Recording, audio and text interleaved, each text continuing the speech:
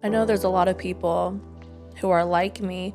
I don't have a family to turn to, or at the time, many friends. I didn't have a huge support system. So I really, truly felt very, very alone. So to take those steps takes a lot of courage.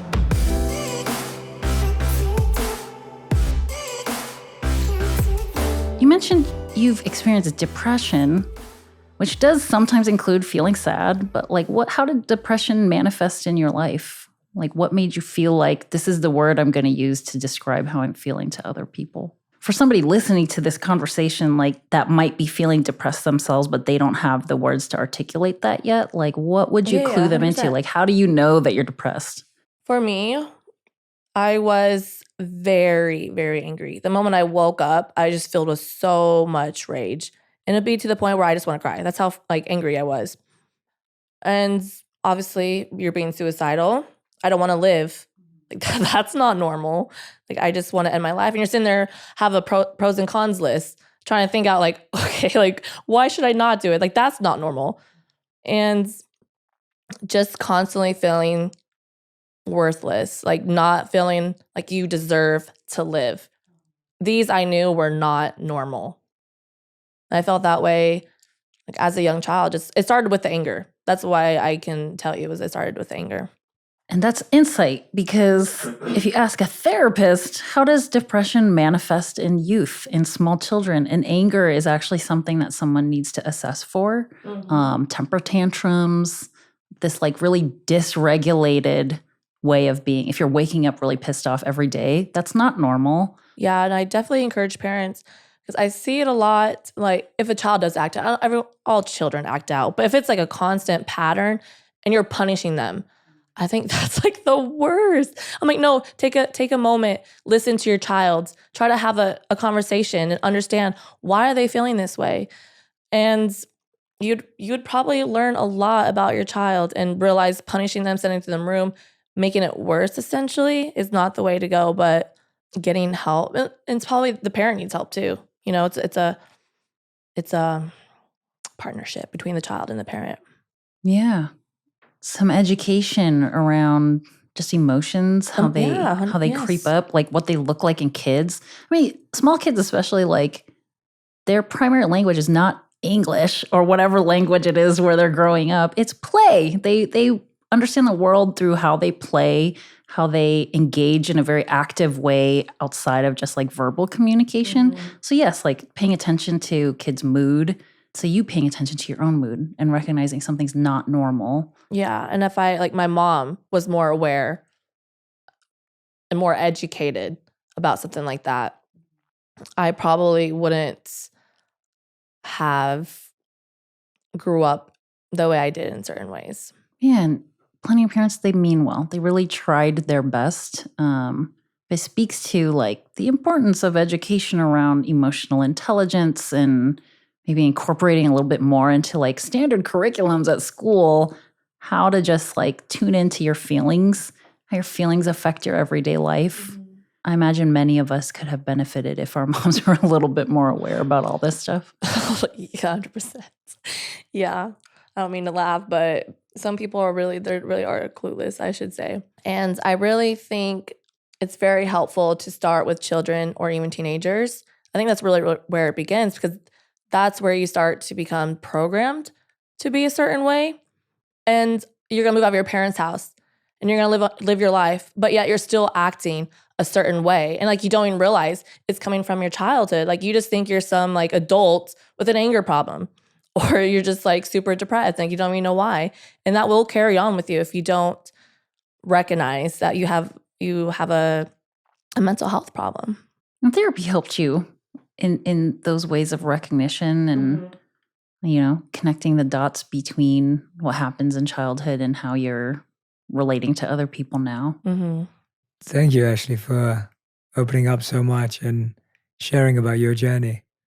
It's really, just sitting and listening to you both have a discussion about the journey you've been on, also hearing you open up about your feelings as someone who's in the room observing. It's actually really quite remarkable when you get to just be patient and listen to someone reflect on their own emotions, because it encourages you to do the same for yourself.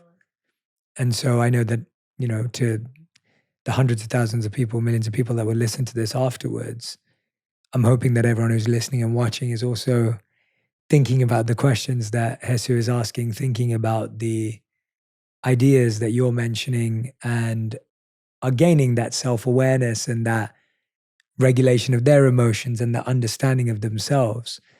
Because it's strange to sit in on a conversation. I think most of the time we spend our time in conversations thinking, what am I going to say?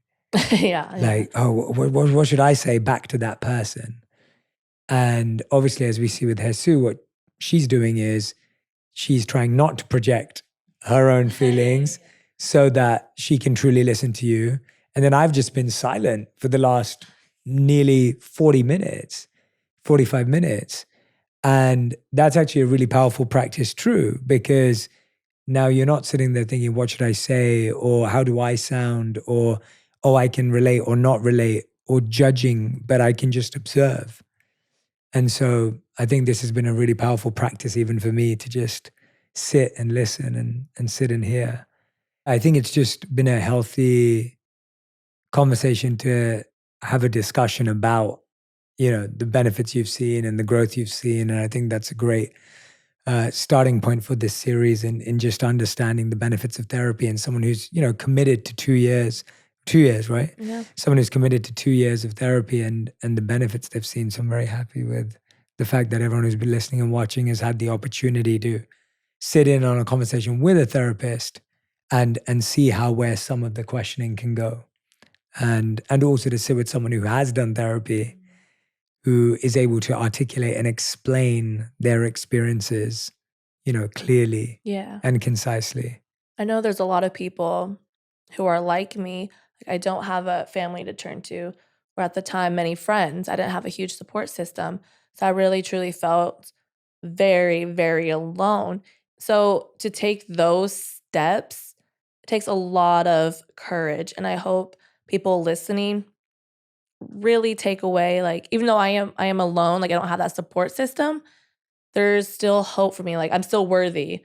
And I really, really, really, really hope that they do their research and really find someone they connect with. And I do not want them to just get discouraged if they get a therapist and they're not connecting, because not every therapist is going to be for you. And I think it's very, very important to find the one that is for you. And I really just hope people who are listening really, really, really, really do receive the help that they need, because there's nothing wrong or negative about therapy whatsoever. It truly is life-changing, and I do not regret it at all. I know I'm going to do it again, and I'm so grateful for my therapist. When we were on the phone during the COVID times, and we were like saying our goodbyes. She's like, "I'm so proud of you, Ashley. Like, you really have come so far." And I just started crying, because she really was almost kind of like that mother figure that I never really had, and like someone who truly cared about me and wanted better for me. Yeah. You're describing so many like pinnacles of things that therapists learn about in grad school. Like, psychologists love to label human behaviors with all kinds of words and stuff. But like the therapist becoming like a mother figure to you, that happens a lot, right? It's what we call like a corrective emotional experience. This person that is validating of you, that can listen to you, nurture you, kind of show you what gentle love and acceptance looks like and feels like in a really controlled, safe setting. And it's not that like, therapists are not set out to like become your new family or anything like that. But I think experiences that come through sessions can help someone recognize, like, I can create my own family, whatever that means to me. Like the stuff that I feel like is supposed to come from family, which is love, acceptance, support, I can provide that to myself, and I can learn how to do that. Yes. With this other person that can model for me, because unfortunately my mom didn't, or, whatever it is.